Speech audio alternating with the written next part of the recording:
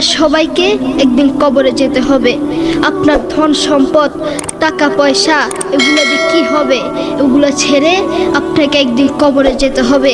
তার একটা দৃষ্টান্ত দিলে বুঝতে পারবেন। অস্ট্রেলিয়ার একজন যুবক, যার নাম আলী বানাত। এখন নেটে সার্চ দেন ALI আলী BANAT বানাত। তিনি একদিন চা খাচ্ছিলেন। চা খাওয়ার সময় জিহ্বায় একটা ফুসকা উঠেছিল। ডাক্তার দেখায় ভালো হয় না, ডাক্তার দেখায় ভালো হয় না। ডাক্তার বলেছেন তার ক্যান্সার হয়েছে। ক্যান্সারের 4টি স্টেজ রয়েছে, প্রথম, দ্বিতীয়, তৃতীয়, চতুর্থ স্টেজ, জীবনের শেষ স্টেজ। আপনার বেশি দিন বাকি নেই। সেই আলী বানাত লক্ষ লক্ষ টাকার মালিক। এক এক জোড়া জুতা ব্যবহার করতেন যার দাম হাজার টাকা। এক জোড়া স্যান্ডেল ব্যবহার করতেন যার দাম 45,000 টাকা। একটা ফেরারি গাড়ি ব্যবহার করতেন যার দাম কোটি কোটি টাকা। সেই আলী বানাত এই মাটির নিচে চলে গিয়েছেন। তিনি মারা যাওয়ার আগে মহিলার মতো হাউ মাউ করে কাঁদতে কাঁদতে মারা যাননি। তিনি মারা যাওয়ার আগে কোরআন তেলাওয়াত করতে করতে দুনিয়া থেকে বিদায় হয়েছে। আল্লাহু আকবার। সেই আলী বানাত মাটির নিচে চলে গিয়েছেন। তেমনিভাবে আমাদেরকে এই মাটির নিচে যেতে হবে। আজকের এই মাহফিল আপনার জীবনের শেষ মাহফিল হতে পারে। আজকের এই মাহফিল আমার জীবনের শেষ মাহফিল হতে পারে।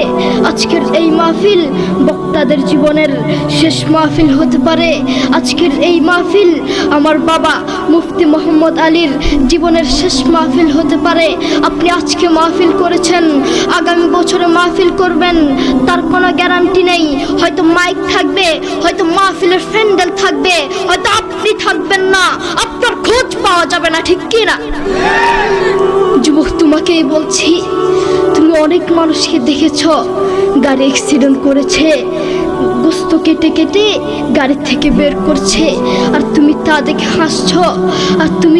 হাসছো। সেই জায়গায় তুমিও হতে পারতে, তোমাকেও এভাবে গোস্ত কেটে কেটে বের করতো। আপনারা অনেকেই জানেন তুরস্কের ভূমিকম্প হয়েছে, মাত্র 40 সেকেন্ডের একটি ভূমিকম্প। মাত্র 40 সেকেন্ডের একটি ভূমিকম্পে হাজার হাজার মানুষকে মেরে ফেলেছে। একটি 40 সেকেন্ডের একটি ভূমিকম্পে হাজার হাজার মানুষ মারা গিয়েছে। সেই জায়গায় যদি তুমি হতে তখন কি করতে? যুবক, তুমি বড়ই গুনাহগার, তুমি বড়ই গুনাহগার। তুমি আল্লাহর কোরআনকে লাথি মেরে, আল্লাহর কোরআনকে অসম্মানী করে কবরে যাবে, শান্তি পাবে না। তুমি জানো কোরআন কি জিনিস? এই সারা দুনিয়ার মধ্যে যদি শান্তি পেতে চাও, কোরআন ছাড়া কোনো বিকল্প রাস্তা নেই, ঠিক কি না? যুবক, তুমি সারাদিন মোবাইল, ইউটিউব, ফেসবুক, দুনিয়ার সব দেখতে পারো, কিন্তু আল্লাহর কোরআনটা দেখতে পারো না। আমি যদি তোমাকে প্রশ্ন করি, আজ সারাদিন কয়বার ইউটিউব দেখেছ? তুমি বলবে কয়েক হাজার বার। আমি যদি তোমাকে প্রশ্ন করি, আজ সারাদিন কয়বার ফেসবুক দেখেছ? তুমি বলবে কয়েকশো বার। কারো কারো জীবনে আছে মাস গিয়েছে, মাসের পর মাস গিয়েছে, কিন্তু আল্লাহর কোরআনটা একবার ধরার তার সুযোগ হয় না। কারো কারো জীবনে আছে বছরের পর বছর গিয়েছে, কিন্তু আল্লাহর কোরআনটা দেখার তার সুযোগ হয় না। তার মতো নাফরমান এই বাংলার জমিনে আরেকটাও হতে পারে না, ঠিক কি না? যুবক, তুমি বড়ই গুনাহগার।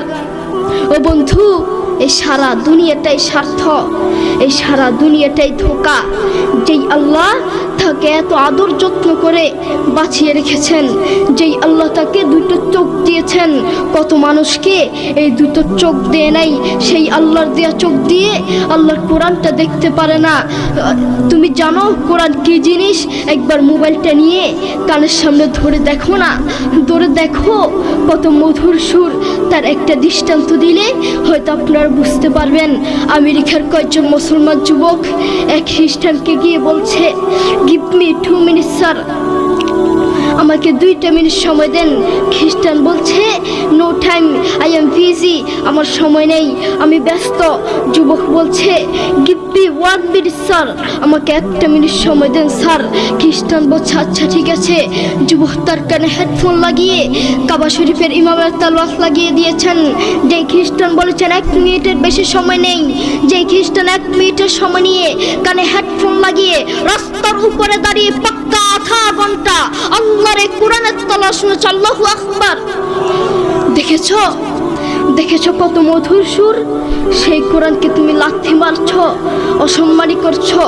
আল্লাহ তাআলা কোরআনে বলেন, ওয়ামাল হায়াতুদ দুনিয়া ইল্লা মাতাউল গুরুর। এই সারা দুনিয়াটাই স্বার্থ, এই সারা দুনিয়াটাই ধোঁকা, সারা পৃথিবীটাই ধোঁকা। বউ বলেন, সন্তান বলেন, যতদিন ক্যারিয়ার আছে ততদিন বউয়ের ভালোবাসা, যতদিন ক্যারিয়ার আছে ততদিন সন্তানের ভালোবাসা, যতদিন ক্যারিয়ার আছে ততদিন শ্বশুর শাশুড়ির ভালোবাসা। আর ক্যারিয়ার ধ্বংস, কাছের বন্ধু শত্রু হয়ে যাবে, ঠিক কি না? তাদের মধ্যে কোরআনের কোনো শিক্ষা নেই, তাদের মধ্যে আছে স্বার্থ আর স্বার্থ, তাদের মধ্যে শুধু স্বার্থ আর স্বার্থ। এই সমাজের কিছু অমুসলিমরাই কোরআনের বিরুদ্ধে লাগে, এই সমাজের কিছু অমুসলিমের বাচ্চারাই, নাস্তিকরাই কোরআনকে লাথি মারে, ঠিক কি না? অমুসলিমরাই কোরআনকে লাথি মারে। আপনি বাপ, আপনার ছেলের খোঁজ নিয়ে দেখেন, আপনার ছেলে ব্রাজিলের জন্য দোয়া করে। আপনি বাপ, বাসায় গিয়ে খোঁজ নিয়ে দেখেন, আপনার ছেলে আর্জেন্টিনার জন্য দোয়া করে। আসার সময় দেখলাম এক পাগলা দোয়ার আয়োজন করছে। এক সাংবাদিক তাকে জিজ্ঞেস করলো, ভাই আপনি কার জন্য দোয়ার আয়োজন করছেন? লোকটি বলল, নেইমার অসুস্থ, তার জন্য দোয়ার আয়োজন করছি। তুমি নিজেকে মুসলিম মনে করো যুবক, তুমি নিজেকে মুসলিম দাবি করো, তুমি নিজেকে মুসলমান দাবি করো, অথচ তুমি ব্রাজিল আর্জেন্টিনার পিছনে দৌড়াও। যেই আল্লাহ তোমাকে চোখ দিয়েছেন সেই আল্লাহর জন্য কোরআনটা পড়তে পারো না। আপনি বাপ, আপনার ছেলেকে কোরআনের কথা বলেন না, ইসলামের কথা বলেন না, এই জন্য আপনার ছেলে ব্রাজিল আর্জেন্টিনার জন্য দোয়া করে। আপনি আপনার ছেলেকে বলেন, বাবা তাড়াতাড়ি ঘুমাও, সকালে অঙ্কের টিচার আসবে, বাবা তাড়াতাড়ি ঘুমাও, সকালে ইংরেজির টিচার আসবে, বাবা তাড়াতাড়ি ঘুমাও, সকালে স্কুলে যেতে হবে। আপনি নাফরমান, মা আর বাপ অঙ্কর কথা বললেন, আপনি নাফরমান, মা আর বাপ ইংরেজির কথা বললেন, আপনি নাফরমান, মা আর বাপ একবার বলেন নাই, একটা বারও বলেন নাই বাবা তাড়াতাড়ি ঘুমাও, সকাল উঠে কোরআন পড়তে হবে। এই জন্যই বলি, এই সমাজের কিছু নাফরমান মা আর বাপের জন্য একটা ভালো সন্তানও নষ্ট হয়, একটা ভালো সন্তান জালেম হয়, ঠিক কিনা?